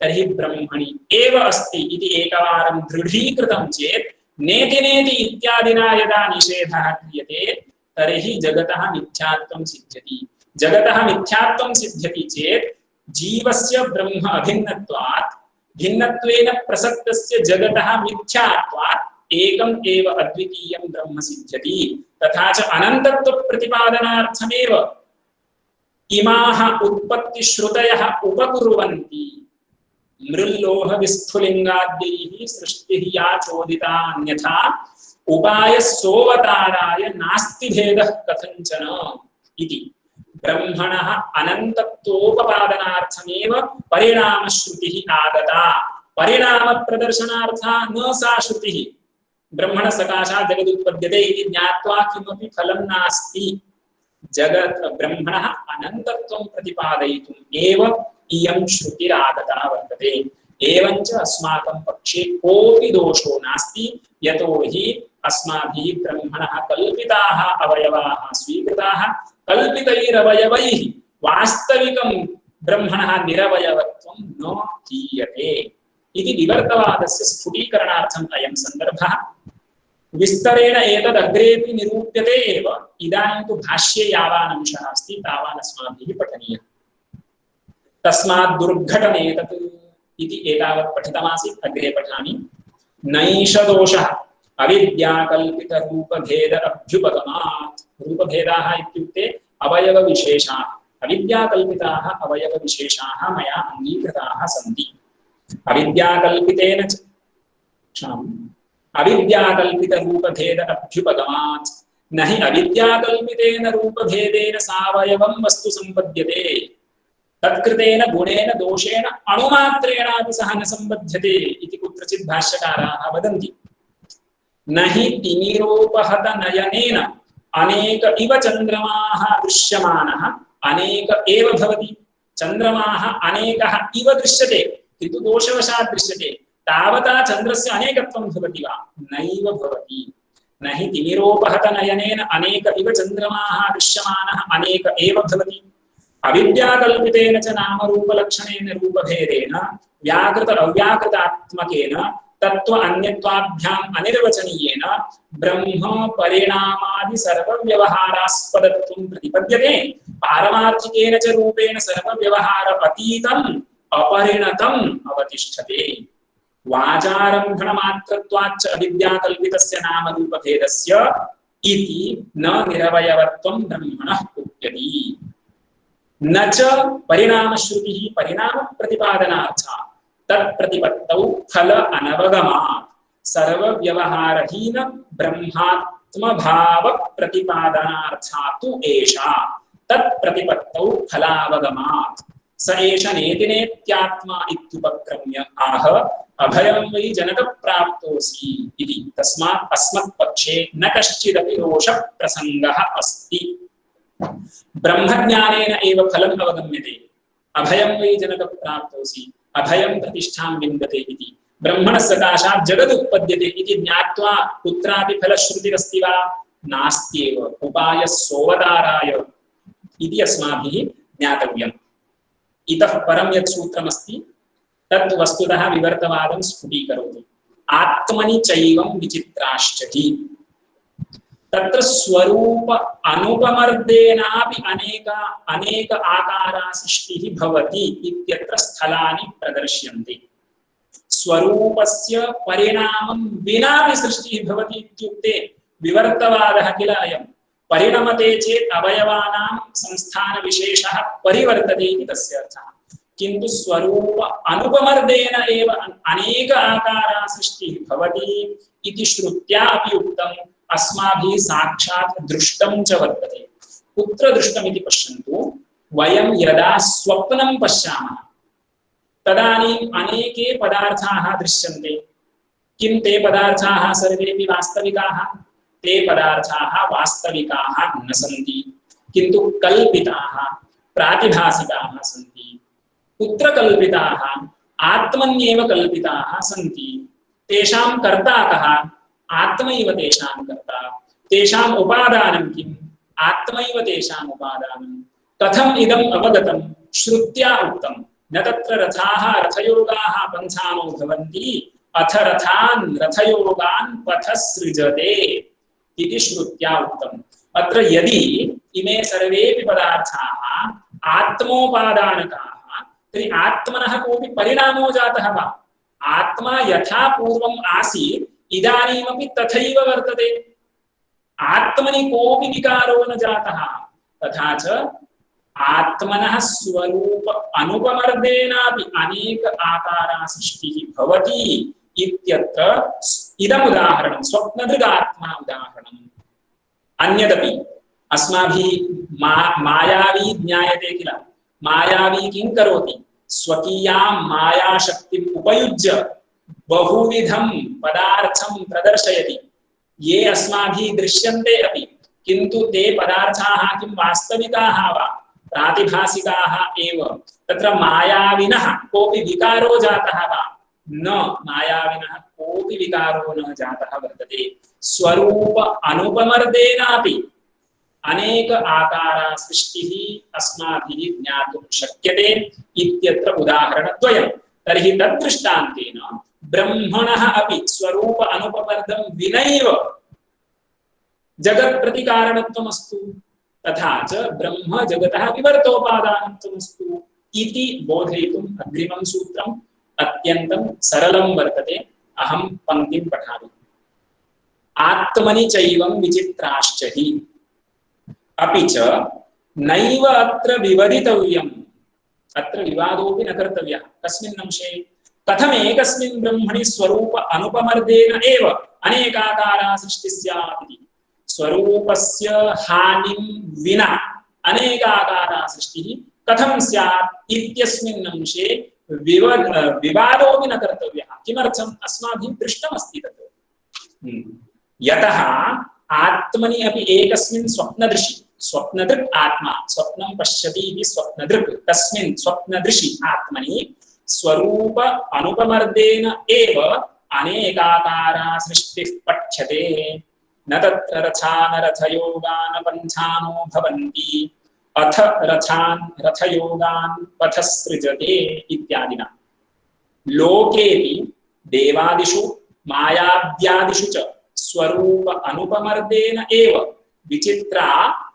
विचित्राः हस्त्यश्वादि सृष्टयः दृश्यन्ते तथा एकस्मिन्नपि ब्रह्मणि स्वरूप अनुपमर्देन एव अनेकाकारा सृष्टिः भविष्यति इति इतः परम् अन्तिमं सूत्रम् अवशिष्टं वर्तते स्वपक्षदोषाच्च इति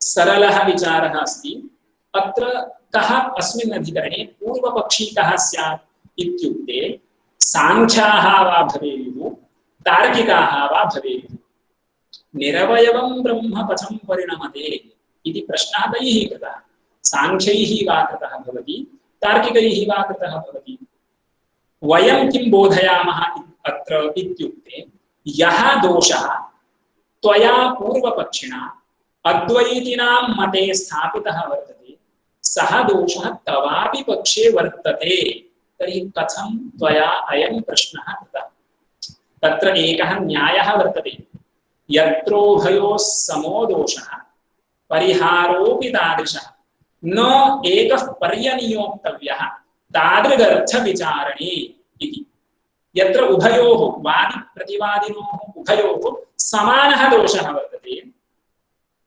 तत्र परिहारोऽपि समानः एव भविष्यति तत्र एकस्य कृते मया कथं प्रश्नः कर्तुं शक्यते त्वया अस्य उत्तरं वक्तव्यम् इति तत्र एकः न पर्यनियोक्तव्यः तादृगर्थविचारणे तादृशस्य अर्थस्य विचारः क्रियते चेत् स्वपक्षे अविद्यमानः एव दोषः प्रतिपक्षे उद्भावनीयः वर्तते उभयोः समः दोषः वर्तते चेत् सः दोषः अत्र नैव उद्भावनीयः किन्तु इदानीं किं जातमस्ति इत्युक्ते सांख्यैः अस्माकं मते यः दोषः आक्षिप्तः सः दोषः तेषामपि मते वर्तते एव कथम् इति पश्यामः सांख्यानां तु जगदुत्पत्तिप्रक्रियायां कः वादः इत्युक्ते प्रधानकारणवादः प्रधानं जगतः उपादानम् इति तैरुच्यते प्रधानं तेषां मते कीदृशं निरवयवम् अपरिच्छिन्नं शब्दादिहीनं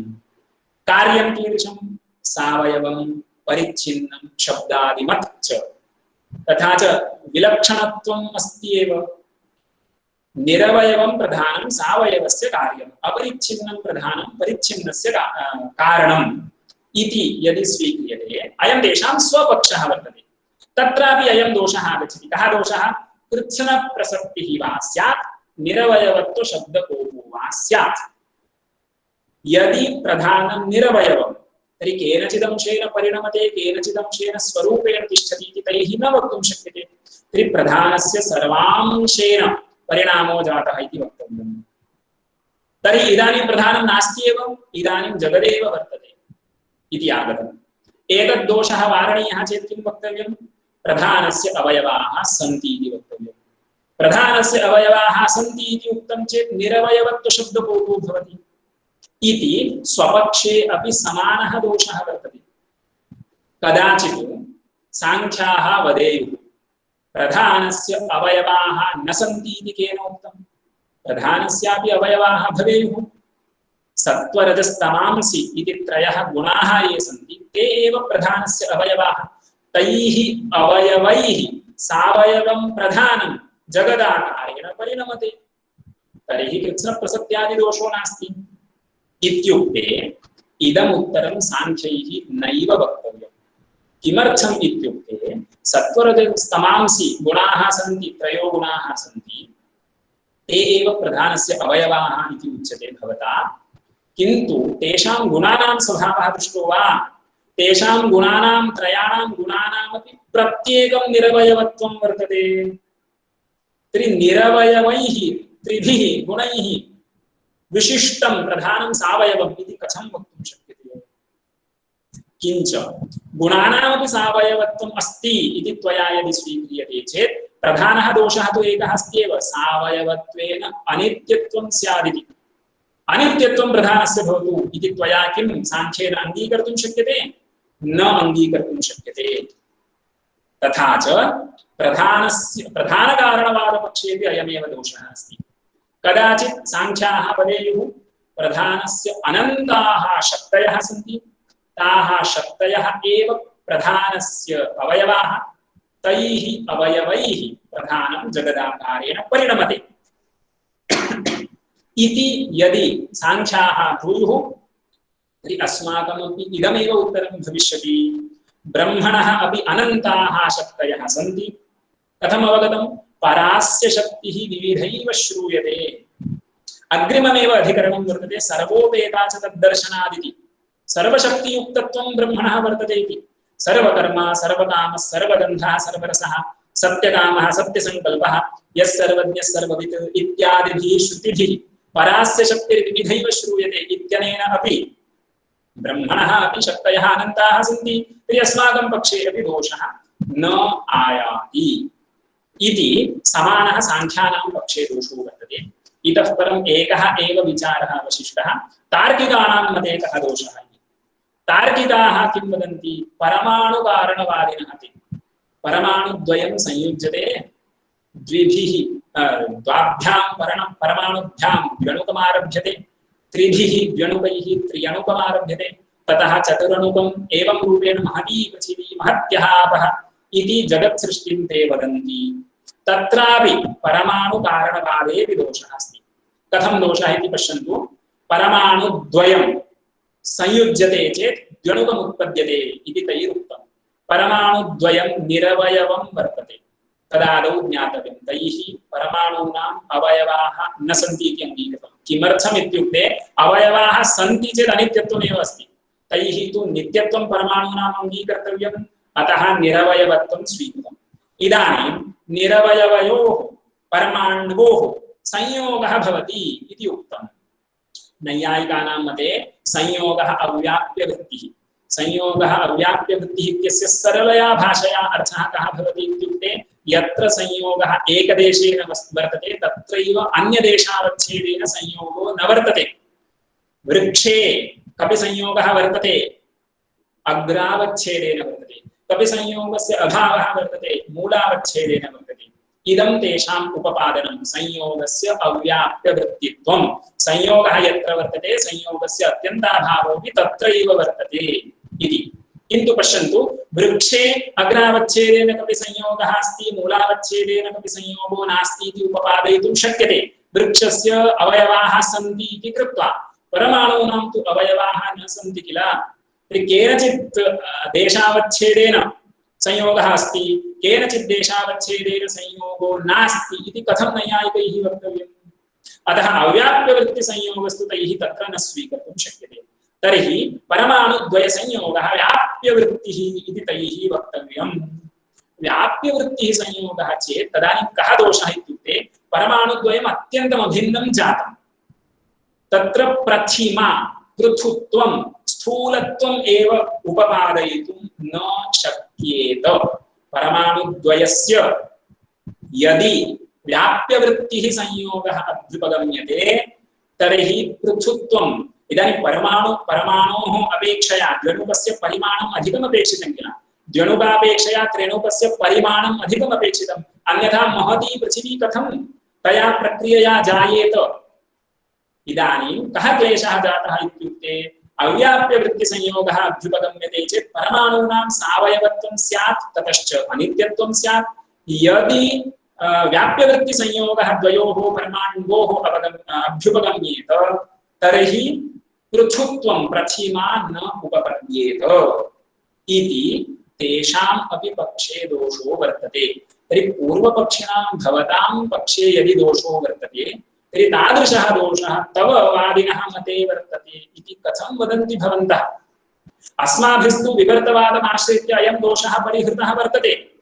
किन्तु भवता अयं प्रश्नः एव प्रथमतः न कर्तव्यः आसीत् इति वयं पूर्वपक्षिणः बोधनं कुर्मः इदमेव अन्तिमं सूत्रं वर्तते इदानीं संक्षेपेण पठामि प्रायः अस्माकं समयोपि अचिरात् समाप्यते पंक्तिशः समन्वयं पश्यामः अन्तिमं सूत्रं स्वपक्षदोषाच्च परेषामपि एषः समानः स्वपक्षे दोषः परेषां सांख्यानां तार्किकानां च एषः दोषः समानः कः दोषः कृत्स्नप्रसक्तिः अस्ति वा निरवयवत्वम् अस्ति वा निरवयवं केनचिदंशेन परिणमते इति भवद्भिः उच्यते वा इति विकल्प्य दूषणं यत् पूर्वपक्षिभिः सिद्धान्तिनाम् उपरि कृतमासीत् तत् भवतामपि पक्षे वर्तते परेषामपि एषः समानः स्वपक्षे दोषः प्रधानवादिनोभिः निरवयवम् अपरिच्छिन्नं शब्दादिहीनं प्रधानं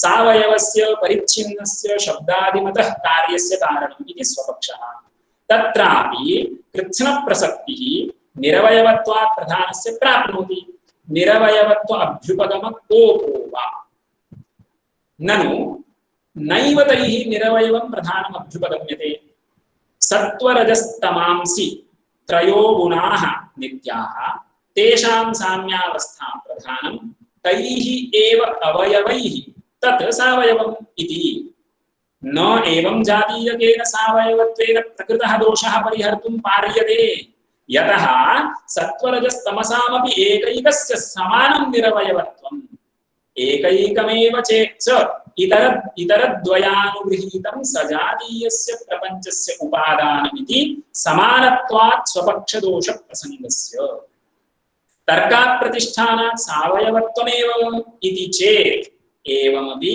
अनित्यत्वादिदोषप्रसङ्गः अथ शक्तयः एव कार्यवैचित्र्यसूचिताः अवयवाः इति अभिप्रायः तास्तु ब्रह्मवादिनोऽपि अविशिष्टाः ब्रह्मवादिनां मते अपि ब्रह्मणः अनन्ताः शक्तयः सन्ति तद्बोधनार्थमेव सर्वोपेता च तद्दर्शनात् इति अधिकरणम् अग्रिममेव अधिकरणम् आरभ्यते तास्तु ब्रह्मवादिनोऽपि अविशिष्टाः इतः परम् अनुवादः तथा अणुवादिनः अपि अणुः अण्वन्तरेण संयुज्यमानः निरवयवत्वात् यदि कार्त्स्न्येन संयुज्येत ततः प्रथिमा अनुपपत्तेः अणुमात्रत्व प्रसङ्गः अथ एकदेशेन संयुज्येत तथापि निरवयवत्व अभ्युपगमकोपः इति स्वपक्षेऽपि समानः एषः दोषः समानत्वाच्च न अन्यतरस्मिन्नेव पक्षे उपक्षेप्तव्यो भवति एतदर्थमेव मया सा कारिका उक्ता यत्रोभयोः समो दोषः परिहारोऽपि तादृशः न एकः पर्यनियोक्तव्यः तत्र एकस्य पर्यनियोगः न कर्तव्यः अन्यतरस्मिन्नेव पक्षे तादृशः दोषः न उपक्षेप्तव्यो भवति वस्तुतस्तु किं विवर्तवादमाश्रित्य ब्रह्मवादिभिः अस्माभिः सः दोषः परिहृतः वर्तते परिहृतस्तु ब्रह्मवादिना स्वपक्षे दोषः इति कृत्स्नप्रसक्त्यधिकरणम् प्रायः ह्यः मया यथा उपपादितं तदपेक्षया अद्य किञ्चित् ऑर्गनाइज्ड एव उपपादितमस्ति ह्यः तु आदौ मन्दं मन्दं प्रतिपाद्य अनन्तरं समयो न अवशिष्टः इति कृत्वा वेगेन उपपादितम् अद्य तु आदौ यः वेगः स एव आन्तम् आसीत् इति मदीयं चिन्तनं। तथापि भवतां कोऽपि प्रश्नः अस्ति चेत् अवश्यं पृच्छन्तु। आचार्याणां सर्वेषां कृते ये अवकाशमत्र कल्पितवन्तः तेभ्यः सर्वेभ्यः अपि कार्तज्ञं निवेदयामि।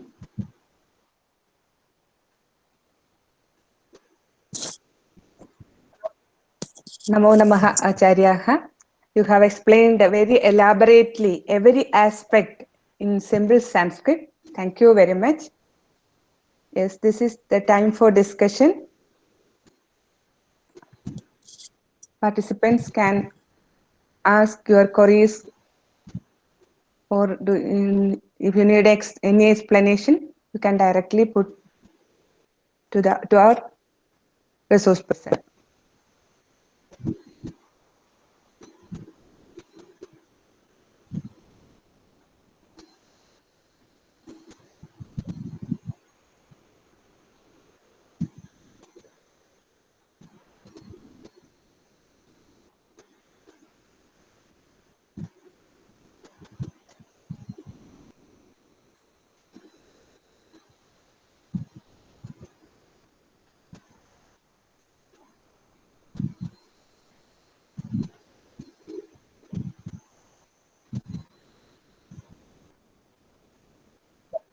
Several scholars from outside Kerala also joined this session.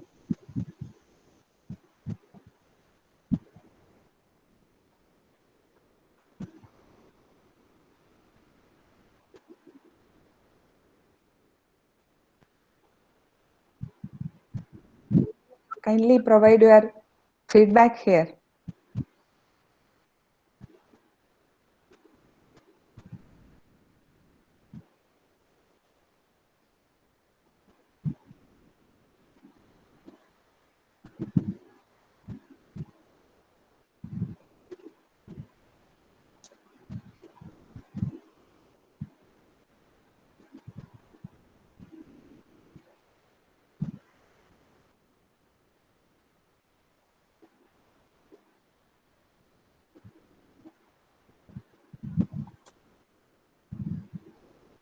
If there is no questions or queries or no comments, let us move on to the vote of thanks.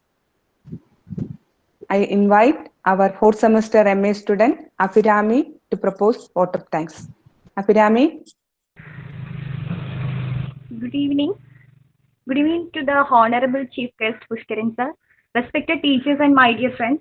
I am Abhirami, Sri Shankaracharya University of Sanskrit Kaladi, and the entire fraternity of institution.